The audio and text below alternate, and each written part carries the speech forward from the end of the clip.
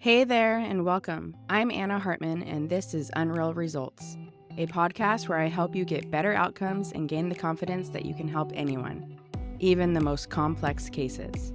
Join me as I teach about the influence of the visceral organs and the nervous system on movement, pain, and injuries, all while shifting the paradigm of what whole body assessment and treatment really looks like. I'm glad you're here. Let's dive in.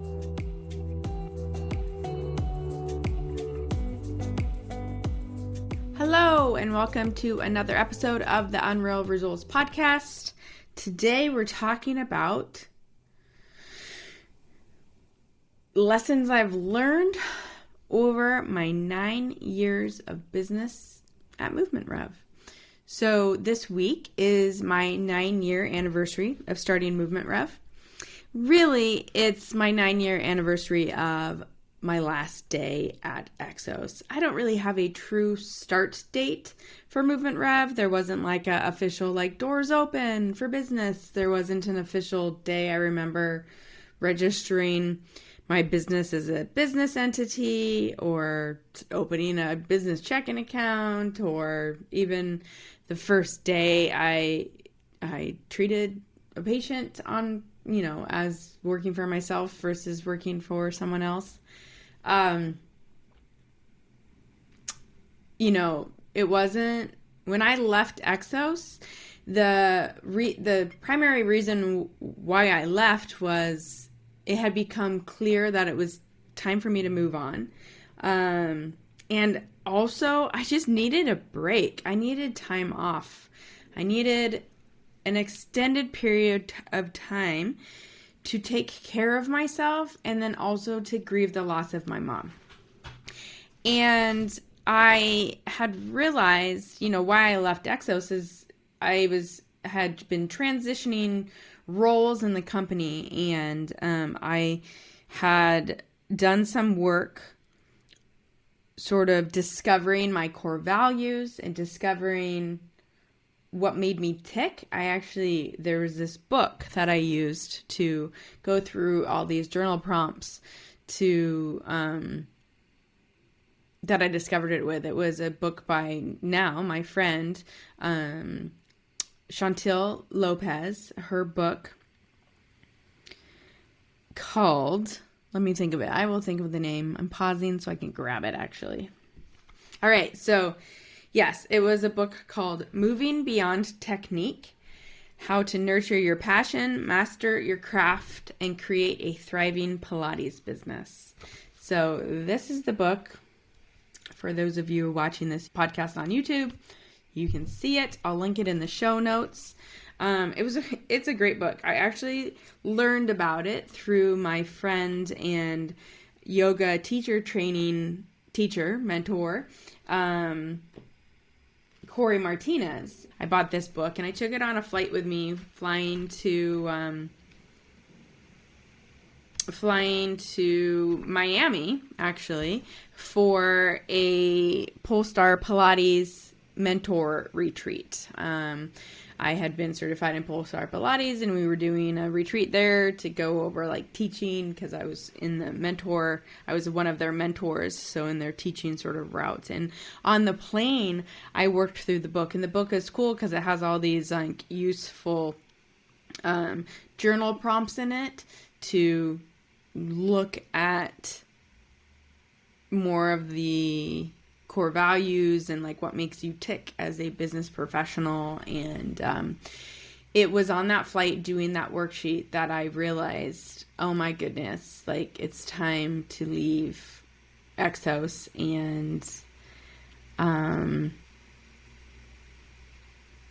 it was just really clear. Like I said, I had transitioned roles at EXOS because I thought I was burnt out. I thought I was done seeing patients. I was transitioning over to the performance innovation team to work on more content development for a lot of our onboarding and bigger projects at the time. And I truly thought I was done working with patients. And between doing the core values worksheets in that book, and then also realizing having 3 months working at EXOS again, where my only job was working with patients. So when I transitioned between being the director of performance physical therapy and then starting to work for the performance innovation team, it was the EXOS busy season, which was spring training prep for our Major League Baseball players and combine training for the NFL combine for the college football players trying out for the NFL. And it was sort of an all hands on deck scenario. And so the, president of EXOS at the time was like, hey, yes, we want to support you and move you to this new role in the company, but until you do that, until we do that, can we hold off until the spring? And during this early winter, can you just help out on the floor and treat patients? And I was like, yeah, absolutely. And it was the first time in like 7 or 8 years that my only job at the company, at the business, was to do patient care. And I remember it was so amazing to do that again. And it made me realize, like, why do I not want to do this anymore? I love this. I love working with the athletes. I love taking care of people. And that was the beginning of me being like, maybe the reason I'm burnt out isn't anything to do with the patient care at all. And then, I did that book with Chantel, and I realized why I wasn't in alignment with my core values anymore. And it was just like, okay, on the flight to Miami, I emailed Mark Versagen, the founder of Athletes Performance, EXOS, and one of my good friends. And I emailed him and I was like, when I get back to Arizona, I would like to have a meeting with you because there's something I need to talk to you about. And that was it. Like, I was like, I'm ready to move on. And, which was not an easy decision by any means, because EXOS is amazing. EXOS was my family. EXOS, the founding members of EXOS still continue to be people I consider to be family. And so it was a tough decision. But anyways, like I said, my last day at EXOS was March 3rd, 2014. And then that following week, I had friends in town. We relaxed by the pool, had some cocktails, and brainstormed on what was next. And what felt like the most important step going forward next, besides I already had athletes who wanted to continue to work with me, and I had permission from EXOS to do that. And I was like, okay, next up, I need a name for my business. And that's when I picked the name MovementREV. I actually picked a movement revolution. And then I bought like 10 domain names, all related to movement revolution. So Rev movement, movement revolution, a movement revolution, AH movement revolution for movement revolution, and my initials. And I can't even remember all the ones I bought, but I had been drinking, and often the funny thing is, it was the first time, but it was not the last time that drinking with friends led to business ideas that then you go and purchase a domain, and which is just kind of comical. And then in the next couple weeks, I had a trip out to Tampa, Florida, to work with one of my baseball players who is one of my good friends, and I worked with him his entire career, and I was telling him the names, and he is the person who was like, I like MovementREV. And so it was him deciding MovementREV was the name, and then he helped me actually pick out my logo that I designed too. And my logo hasn't changed too much since the beginning. It's a little bit different, but for the most part, it's pretty similar. So that's sort of how I started. But basically, I just needed a break at first. And then over the 9 years, it just sort of morphed and changed. At first, I had a brick and mortar business in Phoenix and saw clients in addition to traveling with my athletes. And then I was just spending so much time traveling with my athletes that I finally, that was when I decided to move to California. And when I moved to California, I closed my brick and mortar space because the rent was different. To give you some perspective, I was paying only I don't even know. I was paying I can't remember what I was paying for my brick and mortar space in Arizona, but I think it was like $800. It was literally nothing. I was paying nothing for a decent sized office space, and that is not possible here in California. And then I didn't even use it much. Even in Arizona, I didn't use it much either because I was traveling so much for work. And then it just, it was so cheap that why wouldn't I have it? But then it just doesn't make sense when I travel so much to have a brick and mortar space now. And then especially now as I have transitioned to be more primary education role than clinical practice for local people. Clinical practice is still the main part of my business, and I work with only professional athletes, but usually I just see them at their house. I travel to them during their seasons, if they, or the off season, if they don't live in San Diego. And then while in San Diego, I work with a group of track and field athletes. So there's just no need to have an office space anymore. So, like I said, this week is the 9-year anniversary, and it always makes me reflect on how I started and, and what I've learned from then, because of course I've learned a lot along the way about myself, about business, about patient care, about just a lot. And, I wanted to share that with you this week on the podcast. So I had spent some time yesterday kind of reflecting on some overarching things I learned, and I basically boiled it down to 9 lessons in 9 years. So the first lesson was the original lesson of burnout at work often has more to do with you than the industry, work, or your clients. So I learned that early. That's part of the reason why I realized I wasn't burnt out on patient care. It's what I'm best at, and it's like my superpower is working directly with the athlete and working with everything related to working with the athlete. And why I was burnt out is because I was doing other things that was not in alignment with that. And then also I was working in a situation that was not in line with my core values, and I was not taking care of myself. And when I was not taking care of myself, everything that was asked of me or to me felt overwhelming and too much. And I didn't realize that until I had that time off. Another reason why people can be burnt out is because when you're not feeling fulfilled and successful in what you're doing. And most of us as people who take care of patients, what makes us feel fulfilled and successful is doing a good job with our clients and getting results. And so if you're not able to get results, even if you get great results in 7 out of 10 people and 3 out of 10 people are just like the ones you scratch your head about, it's those 3 out of 10 people that you just can't stop thinking about. And then it's those 3 out of 10 people that make you question everything and make you question your worth and your capabilities and just steal your confidence. And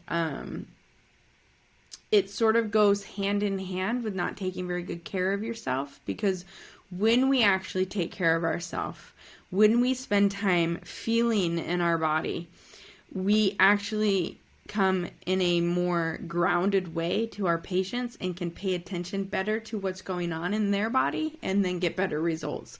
So they're very linked together, and this concept is actually a concept that is a red thread through everything I teach, whether it be the results cheat code, the swelling reduction protocol, the LTAP, Locator Test Assessment Protocol course, or the Revitalize Mentorship. This is what I teach.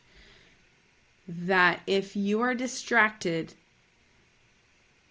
by a body that is not well taken care of, a mind that is not taken care of, a heart that is not taken care of, then it's really hard to be present enough for your patients to listen to their body and meet them where they're at and be a helpful team member in helping them and helping their body heal itself.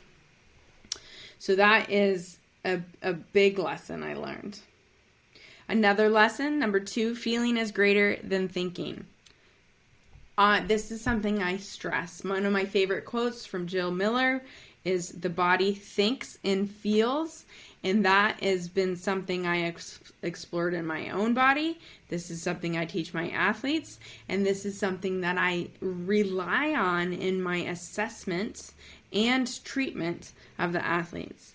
I feel a lot through my hands, and you can too, because that is how our hands are designed. It's full of these rich proprioceptors that can pick up all these different qualities within the tissue to see these subtle changes or these subtle movements in joints, these subtle changes in fascia, these qualities in different organs that then you know when you are palpating an organ versus palpating a muscle or a bone. This is something that is trained, and this is actually who we are as humans when you look at development. And I spoke about this on the podcast talking about my MovementREV philosophies and belief and methodology, is we are feeling beings. We have more nerves dedicated to sensing than moving. And our nervous system relies on knowing if we are safe or not, right? Because our nervous system is number one concern is survival. So it's constantly monitoring our environment to see if we're safe or not. And that constant monitoring, that's sensing, that's feeling. And so feeling is greater than thinking, hands down. And under this lesson, I also put the bullet of there's no need for an alarm clock. And I haven't, the only time I use an alarm clock is when I have a flight to catch. And or something like a doctor's appointment that's early and I know I can't miss.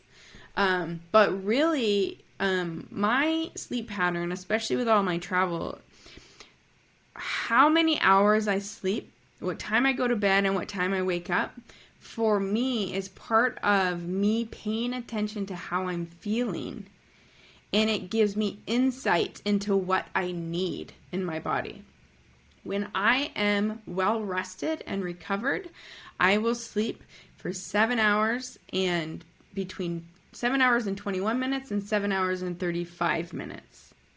And so if I sleep either a lot more than that or less than that, I know that something's off. And so if I have an alarm, then I don't get that intuitive, I don't even know if it's intuitive, but I don't get that interoceptive feedback of if there's something I need to tweak in my day. Do I need to take more time off between trips? Do I need to shut my computer and go for a walk or those things? So that's, for me, part of the feeling is greater than thinking. And yeah. If you don't have to use an alarm, I encourage you not to. Even if, I still schedule patients and things for the mornings, but I know when I'm going to wake up, more than likely, and then I don't do it. And then if I do have to use an alarm, I use the birds chirping, and so it's a very soft, more natural way to be awakened. Lesson number 3. Few professionals feel like they know what they're doing. Be wary of the self-proclaimed experts, especially when they have less than 15 years of experience. I know this from real life. When I was in my mid to late 20s, I thought I knew everything. And I operated in that way. I wasn't as vocal about it as some people, specifically male people, counterparts, because society, I'm a woman, we just are, it's kind of like children, to be seen and not heard sort of thing. So I don't think I was vocal about knowing everything. If you worked around me, you maybe got that feeling. But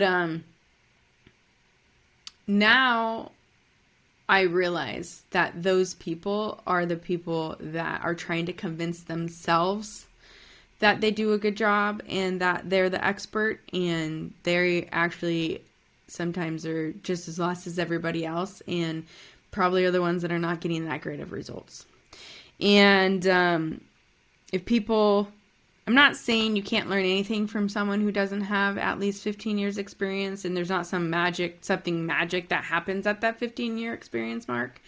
But in my experience, in my 20 plus years of experience, I've learned the most from professionals who had been doing it much longer than me. And one time, one of my mentors, Daryl Eto, told me early on in my career, he's like, the more I know, the more I don't know. And I like scratched my head and I was like, that makes zero sense. But now I'm like, oh, it is so true. The more I know, the more I don't know. But I've learned a lot of lessons along the way. And when I teach my courses, and I experienced this past weekend when I was teaching the LTAP Level 1 course in Miami, what I taught them, beyond the knowledge I shared with them, I think the things that were most profound and the things they picked up the most were the wisdom I shared about working with someone, another human, and how to meet someone there, and how to talk to that human, and how to listen to their complaints and share what I'm doing and why I think it works and how it relates to their problems, and shifting their mindset from it even being a problem, but actually their body working pretty amazingly. So it's those things that inherently only come with years of experience versus knowledge that really matter and make a difference. Another one kind of similar is what worked for me in business probably may not work for you in business. And this is because I get a lot of new professionals, or even professionals who have been at it for a little while, and they reach out and they are like, I want to work with professional athletes too. Can you tell me how to do it? Or I am an athletic trainer and I want to run my own business and see patients. Can you give me advice? And it's like, of course I'll give you advice, but it doesn't mean it's going to work. What works for me might not work for you in the sense of creating business, because we're coming at it different ways. With that said too, in business, the way I do it is not super sustainable from a patient care standpoint.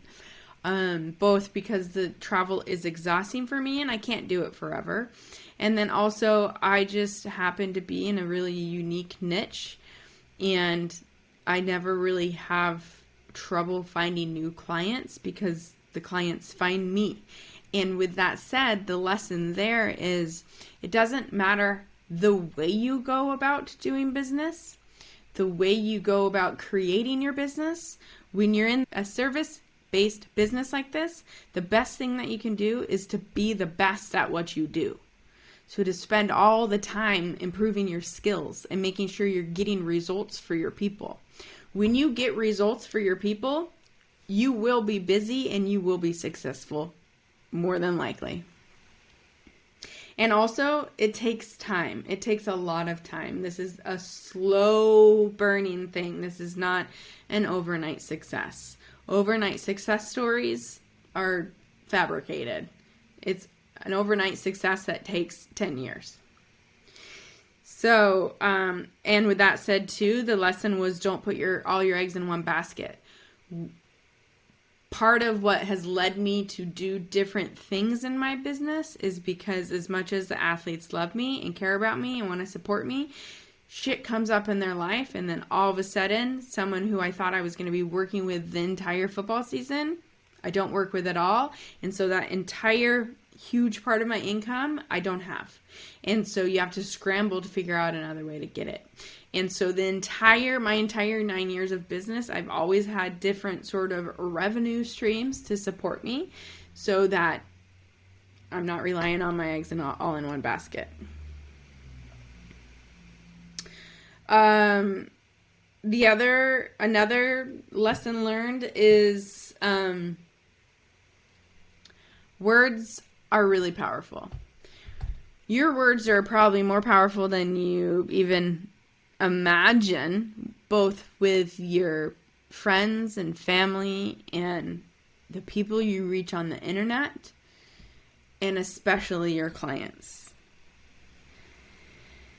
Stop starting evaluations and treatments for your clients talking about what is wrong with them. There is nothing wrong with them. Their body is doing the best that it can, and it is doing exactly what it was designed to do, is to protect something from getting further hurt. And sometimes that thing that it's protecting is the organism itself. Sometimes the nervous system is in such a state of threat that it is going to be hard to make gains in their ankle mobility. And it's going to be hard to change their breathing patterns no matter how many breathing exercises you do. So, and that's the thing too, and one of this lesson originally came to me when I was still working at EXOS. The message came to me before I was ready to hear it. The message came to me before I was ready to understand it, really. One of my NHL athletes, who had been in the NHL at the time for like 20 years and went on for even more years after that, who was one of the best. I evaluated him. He had heard from another person that was training there that, you should work with me. We were making great gains and hip mobility or whatever. And so I evaluated him and I was like, oh, hey, so, you don't breathe well, you don't walk well, and all these things are wrong with you, and let's create a plan to fix you. And he said, oh, okay. He was nice, and he was like, okay, yeah, okay, we'll set something up. And then he never came back to see me. And I didn't understand why, and finally the strength coach told me, he's like, yeah, no, he decided not to work with you because he felt like all you did was tell him what was wrong with him, and he didn't think that made sense because he was like, there's nothing wrong with me. I function well, I have no pain, and it's silly that you're telling me that there's something wrong with my breathing and my walking. Now, of course, is there truth? Is there truth to what I was telling him? Yeah, the movement could be more efficient, but now I know movement is an output. So if something is not efficient about someone's output, it usually has more to do with the input than the output. I'm going to make changes that stick longer if I can actually change the input, and that's really what it's all about. So I'm so grateful for that lesson back then, even though I didn't fully understand it. Now it makes so much more sense with this new lens of view that I use. And I think too, it's something that we all need to be reminded of. In the workshop this weekend, I was working with a practitioner who has scoliosis and treats scoliosis patients. And when I work with people who have conditions like that, within the MovementREV philosophy and methodology, we meet their body where it's at. We support their curves. We don't look at their curves as something to be fixed. And I just told her, I was like, there's nothing wrong with you. You're not broken. Your curves are not broken. The problem is we're laying you down on this flat table and assuming this flat table is your neutral, but to your body, because your body is in its positions for a reason, and that is where it lives. Whether we like it or not, her body lives in curves. And so laying her down on a flat table is like me and you laying down on a twisted table. Do you know how uncomfortable that would feel for our body? And we're told, and then we would be told that it's not the table that's fucked up, it's your body that's fucked up. Wow, that's a terrible message that we're sending to people. There's nothing wrong with our body. Those are the curves that were developed based on the tensions that were within the musculoskeletal system, more than likely from visceral or neural restrictions as a baby and as an infant. And that means it happened on purpose. It's there for a reason. Who am I to fight against it? But do you see what we do by telling somebody that they're abnormal? We're taking away their power, and we're making them question their worth. We're making them question everything. And that is like not cool. That is just another way that actually leads into the next lesson. Is another way that we tend to force the body somewhere. And using force for your treatments, using force for any way of working with someone, it ain't the way. I promise. Forcing things is not the way. For many reasons. But forcing things is not the way. Forcing things in your own body, forcing things in your business, forcing things for your patients. Force is always going to be met with an equal or greater force back. And so if you want to be confronted with even more resistance, keeps forcing things. If you want to do it easy and with flow, you better find the direction of ease. You better meet the body where it's at and move from there.